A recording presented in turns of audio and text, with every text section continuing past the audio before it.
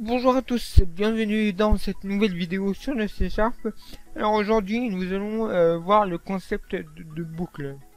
Alors qu'est-ce qu'une boucle? C'est une suite d'instructions que vous allez pouvoir répéter plusieurs fois. Alors imaginons, je vous demande d'afficher les nombres de 0 à 5.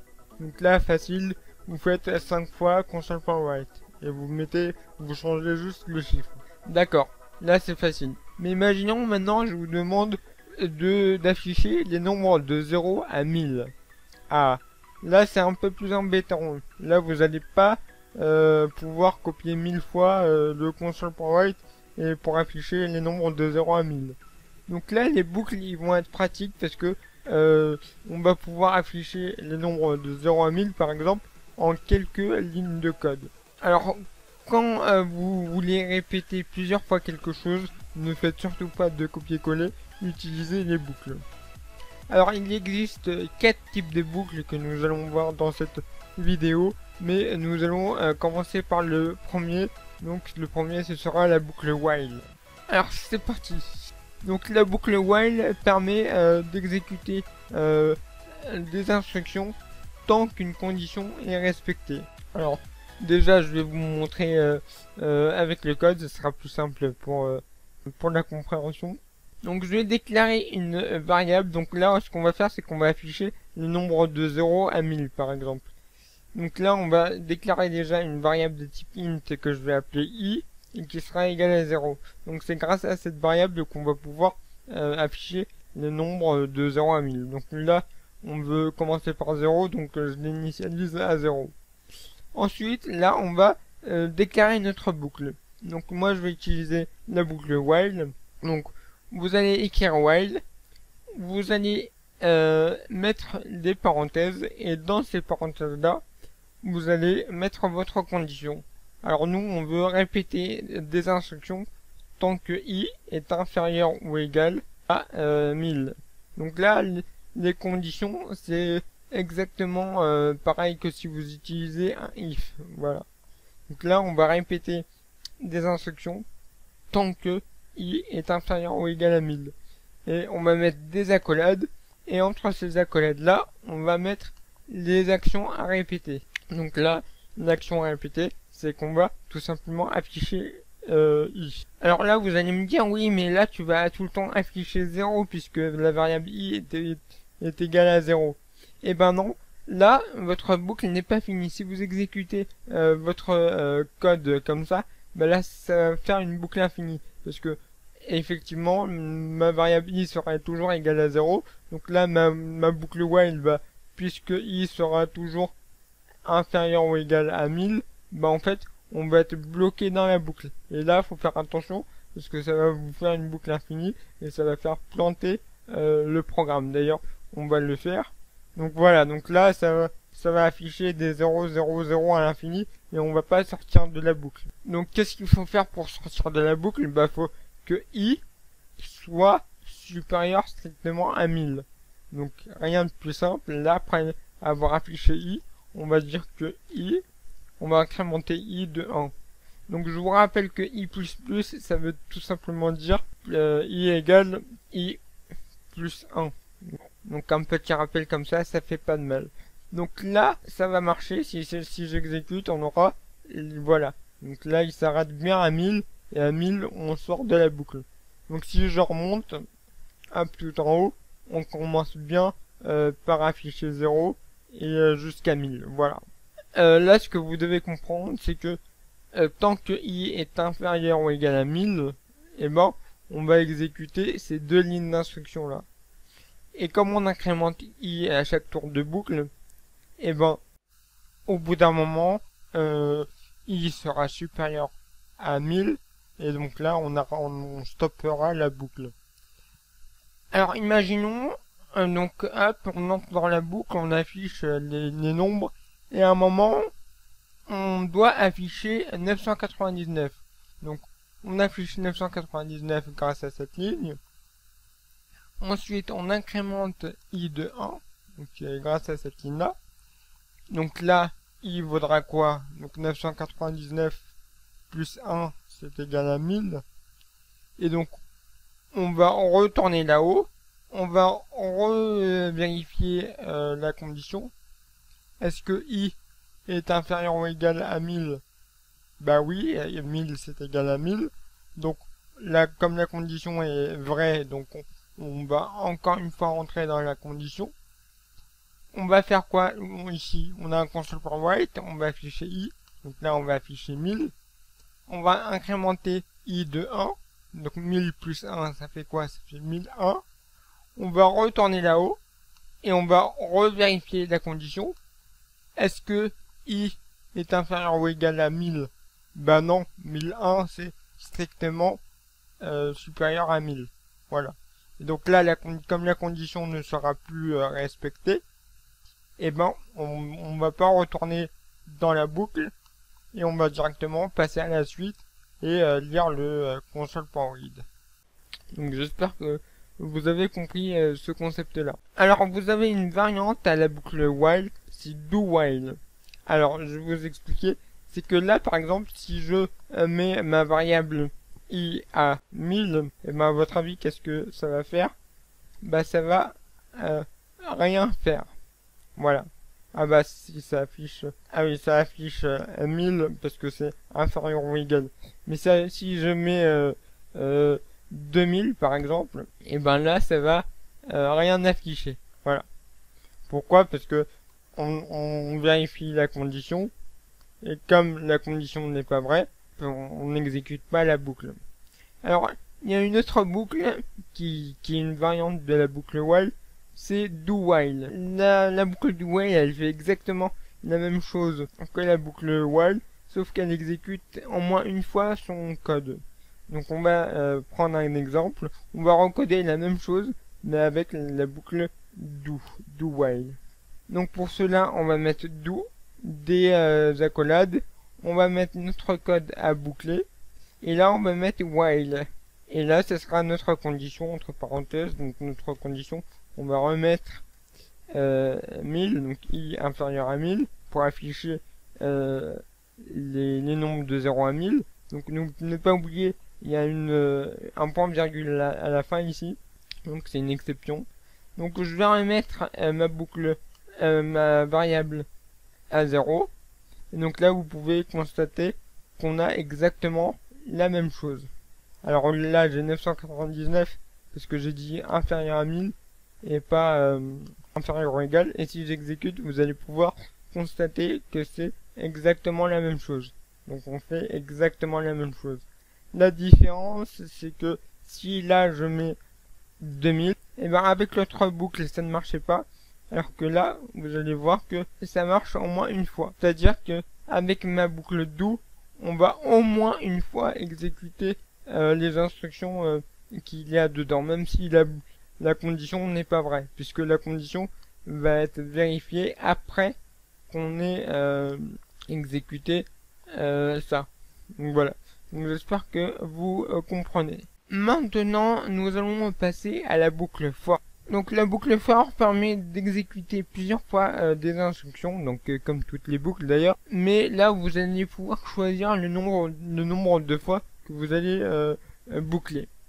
Donc on va reprendre le même exemple que tout à l'heure, donc afficher les nombres de 0 à 1000, mais à cette fois-ci avec la boucle for. Donc c'est parti, on va déclarer une boucle for, donc for, hop, facile, on va mettre des parenthèses, et là ça se complique un peu, là on va déclarer une variable de type int, alors je vais vous expliquer ça après. Et on va dire que elle vaut 0, puisqu'on veut les nombres de 0 à 1000, on va mettre un point virgule, on va mettre un espace, on va mettre la condition, donc la condition c'est qu'elle soit inférieure ou égale à 1000, tant qu'elle est inférieure ou égale à 1000, et ben on boucle. On va mettre un point virgule, et on va mettre l'incrémentation, donc i++, voilà. Et on va mettre des accolades. Alors sachez que c'est une convention d'appeler la variable i avec la lettre i dans les boucles, donc c'est une convention, mais vous n'êtes pas obligé de la respecter. Moi je la respecte parce que voilà. Donc là en fait on déclare une variable à l'intérieur de notre boucle i, c'est-à-dire qu'elle est utilisable uniquement dans notre boucle for. Après le premier point virgule, on donne la condition pour que la boucle fonctionne, c'est-à-dire que tant que i est inférieur ou égal à 1000, et ben on boucle, et à chaque tour de boucle, on incrémente automatiquement la variable i. Alors tout à l'heure nous devions le faire à l'intérieur de la boucle avec la boucle while, mais là la boucle for elle s'en change pour nous. Il suffit juste de mettre i++ ici. Donc pas besoin de le mettre dans le corps de la boucle. Et là, rien de plus simple, on va mettre les actions que nous voulons boucler. Et là, j'ai pas besoin de mettre mon i++ ici. Hein. Je vous le rappelle, il est déjà mis là-haut. Donc si je fais F5, et ben on a exactement la même chose. Voilà. Donc on a bien les chiffres de 0 à 1000. Alors maintenant, on va essayer un autre truc, un autre exemple. C'est qu'on va essayer d'afficher, on va créer une variable tableau ici, et on va essayer d'afficher tous les éléments de notre variable tableau.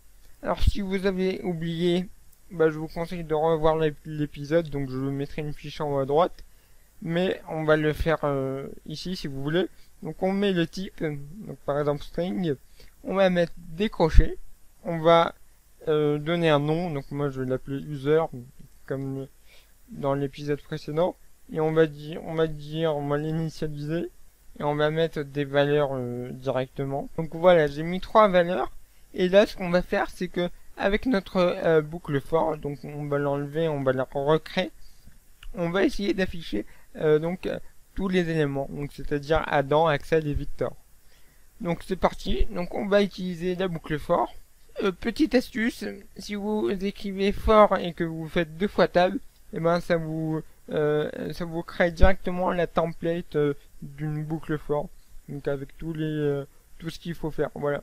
Donc on va juste remplacer length par la condition. Donc nous on veut, alors i en fait ça va correspondre à l'index de notre variable tableau, à l'index de la valeur dans notre variable tableau. Donc on a besoin d'aller de 0 jusqu'au dernier élément. C'est-à-dire que là, Adam, il a l'index 0. Vous êtes d'accord? Et Victor, donc Axel, il a l'index 1. Victor, il a l'index 2. Donc si notre variable i correspond à l'index, donc pour afficher tous les éléments, on doit partir de 0 pour finir à 1, puisque Victor a l'index 1. Donc comment faire ça? C'est tout simple. On va dire que tant que i est inférieur à 1, et ben on boucle. Sauf que là, c'est une grave erreur de mettre directement 1 comme ça.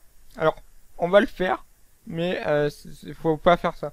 Donc là, ensuite, on va juste faire notre console.write. On va corriger notre erreur après. WriteLine. Donc là, on va afficher user et on va mettre l'index. Donc là, l'index, ce sera i. Et si j'exécute, ça va marcher. Ah non, ça ne marche pas. Ah bah. Alors d'ailleurs, c'est pas 1, mais c'est 2. Enfin, comme c'est inférieur, du coup, c'est 3. Donc là, j'ai les 3 valeurs. Sauf que c'est une grave erreur de mettre 3 directement en brut là. Parce que si je rajoute une valeur, et ben ça ne va plus fonctionner. La preuve, je vais rajouter Lina par exemple. Et ben là, on n'aura pas Lina. Et ouais. Pourquoi? Parce qu'on a mis 3 ici.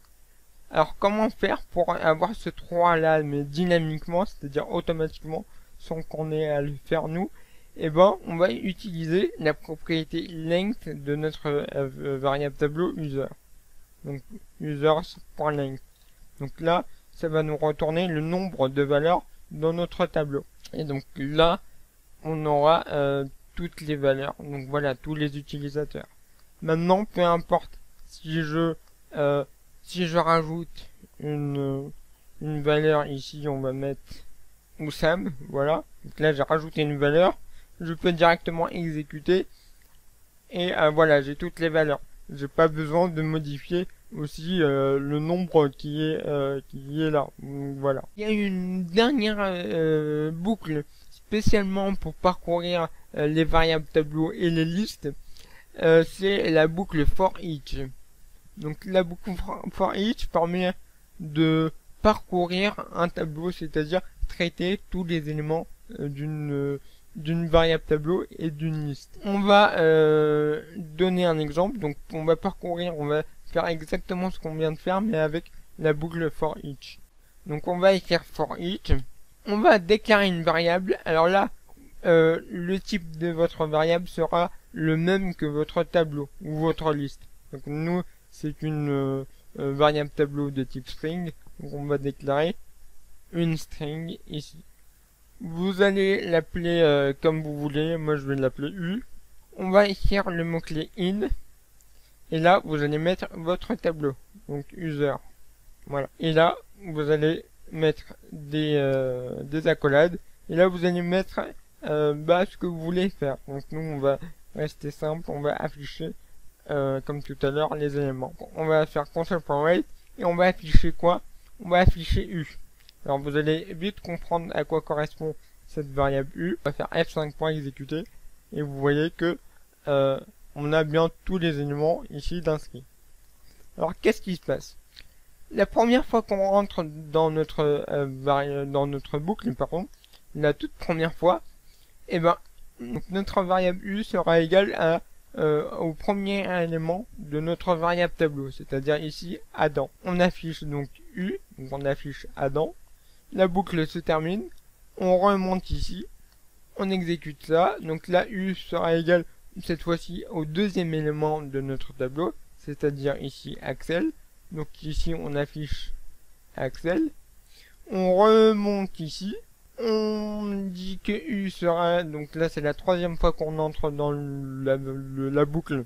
Donc là U sera égal au troisième élément. Donc là ce sera Victor. On affiche Victor, etc., etc. Donc j'espère que vous avez compris. Donc ça donne ça. Et là, peu importe si j'efface une valeur ou si j'en rajoute une, là on va effacer Oussam par exemple, et ça va quand même marcher, ça va bien m'afficher tous les éléments dans notre tableau.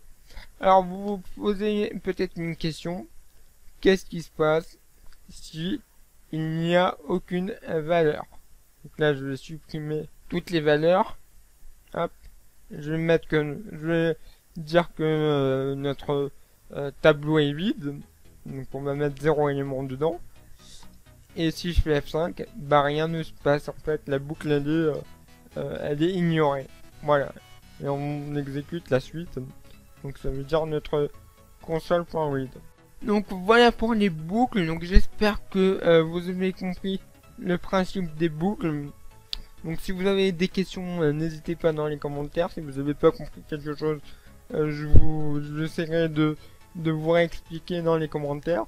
N'hésitez pas à partager la vidéo, à mettre un j'aime, à vous abonner si ce n'est pas déjà fait. Et sur ce, je vous dis à la prochaine. Allez, ciao!